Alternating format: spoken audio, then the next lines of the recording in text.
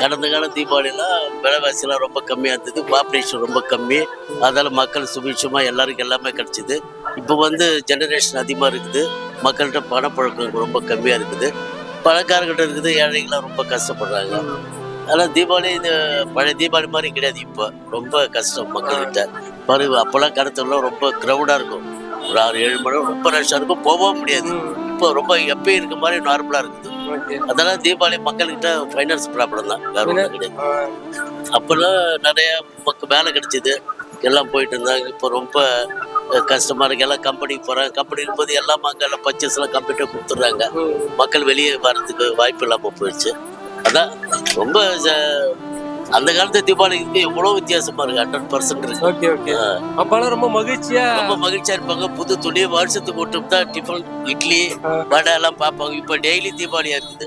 அதெல்லாம் மக்கள்கிட்ட தீபாவளி பத்தி ரொம்ப சொல்ல வேண்டியதில்லை. அப்பெல்லாம் வந்து வருஷத்துக்கு விட்டு வடை பாசம் ரொம்ப கஷ்டம் பார்க்கறதுக்கே. கறி வருஷத்துக்கு விட்டு தான். இப்போ ஞாயிற்றுக்கிழமை மாசத்துல 4 ட்ரிப் கறி சாப்பிட்றான். அப்போ படாசுலாம் ரொம்ப சீப்பாக இருந்தாலும் கிடைக்காது, பைசா இல்லைல்ல அப்போ ஜனக்கிட்ட. அப்போ இப்போ எல்லாம் வந்து எல்லாமே எல்லாம் கிடைக்குது, ஆனால் பொருளாதாரம் கிடையாது.